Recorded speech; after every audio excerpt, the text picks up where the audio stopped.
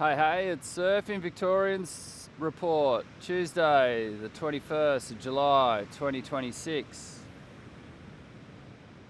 G'day everyone and welcome back to Hey, it's Surfing.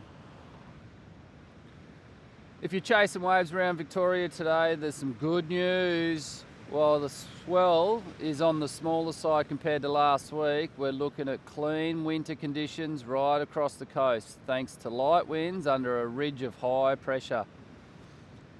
It's one of those days where picking the right break will make all the difference.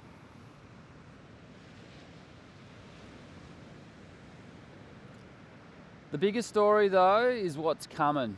A cold front is due to arrive tomorrow, bringing a fresh pulse of southern ocean swell through Wednesday afternoon and Thursday.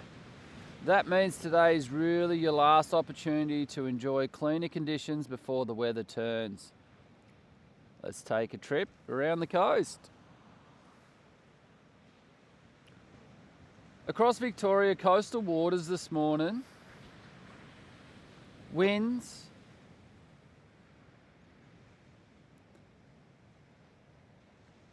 are generally light and variable around 10 knots, with seas remaining below 1 metre.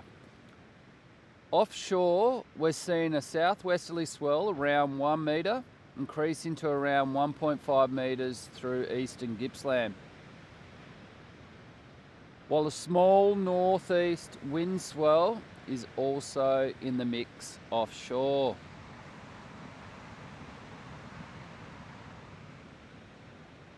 Today's conditions are driven more by the light winds than by raw swell energy. The remaining ground swell still carries enough period to produce occasional quality sets, but consistency will be lower than it was over the weekend. We'll start where most Victorians will probably find the best quality today. The surf coast is clean this morning under light winds. The swell has eased again, but there's still enough long period energy wrapping around Cape Otway to keep the reefs ticking over. Expect Torquay Point around 1 to 2 feet, Bells Beach Winky around 2 to the occasional 3 foot, Jan Juck around 2 foot, the beaches west of Bells picking up 3 to occasionally 4 foot. Don't expect constant waves. There will be quieter periods between sets, but the better waves should still have nice shape under the light morning winds. The best session is definitely from first light through to late morning before any local sea breeze develops. Hazards today are mostly reef related. The lower tide this morning exposes plenty of rock, and the longer waits between sets can lull yourselves into sitting too wide before a bigger pulse arrives. Overall, Surf Coast rating is 7.5 out of 10.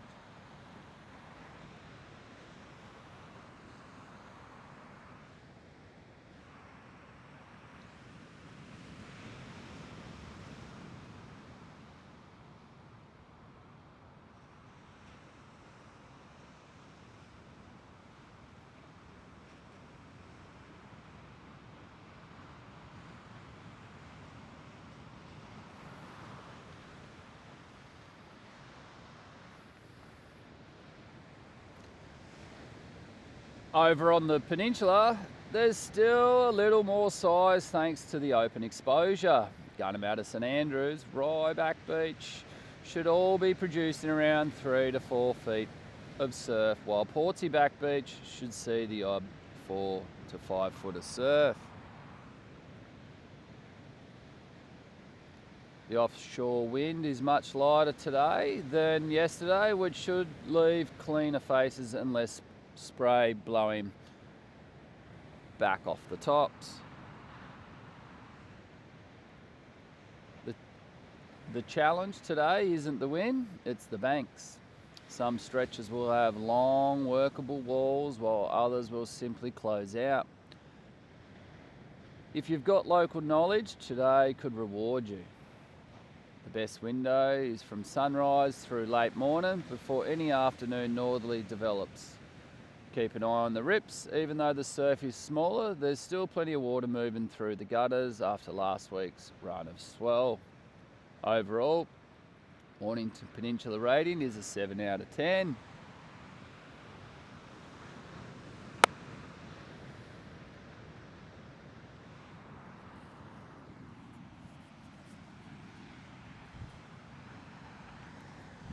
Phillip Island should again offer some enjoyable winter surf. Cape Woolamai remains the pick, sitting around 3 to 4 feet with occasional larger waves on the better sets. Smith should be around 2 feet, while Surfers Point, YCW and Cat Bay remain considerably smaller. Kilcunda and the open Bass Coast beaches should hold a little more size than Woolamai, but will also have more current. The lighter winds today will make conditions much cleaner than we've seen for several days.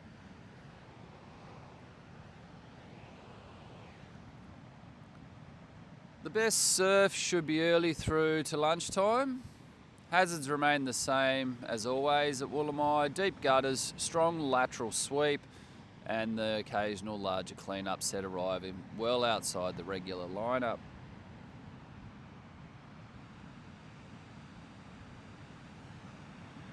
Overall, Phillip Island and the Bass Coast rate a solid 7 out of 10 today.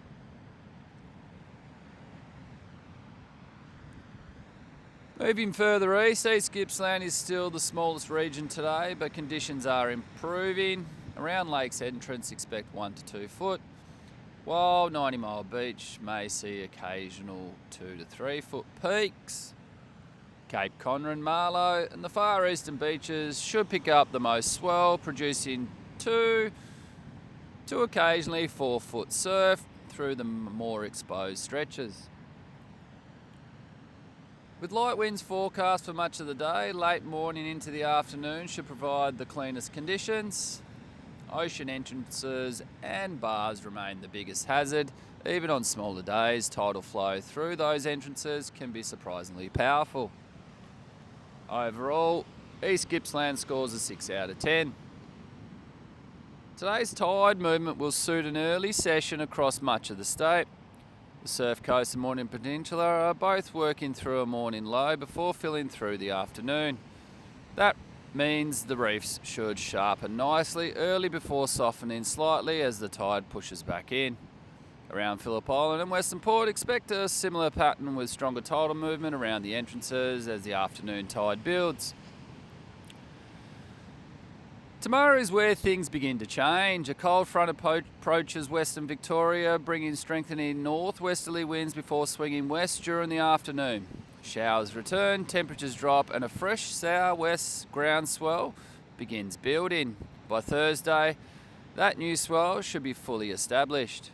The Surf Coast is expected to become the standout once again, with protected reefs offering the cleanest options, while the exposed beaches around Mornington and Phillip Island become considerably larger and much more wind affected.